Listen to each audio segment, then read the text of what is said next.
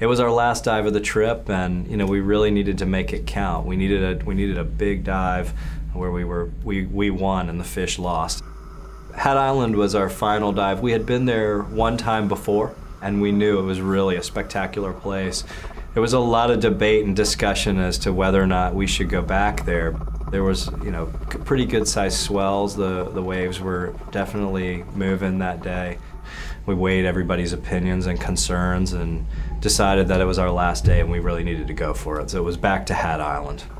There was a bit of miscommunication at the beginning. The boat wasn't exactly in the right place, so when we jumped in, we couldn't see the bottom.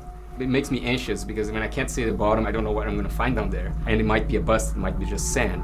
So as we go down, we reach the bottom at about 150, 200 feet, but I see that the reef is still 500 feet or so, and there was quite a bit of current.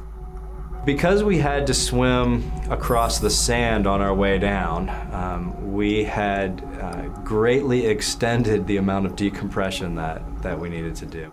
At that point in the dive, okay, this is going to be a really long day. I had the video camera, so I was filming as much as I could.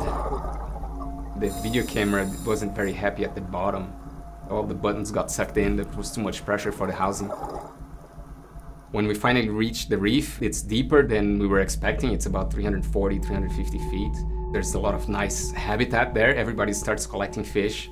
We decided to stay another extra 5 minutes to collect more fish.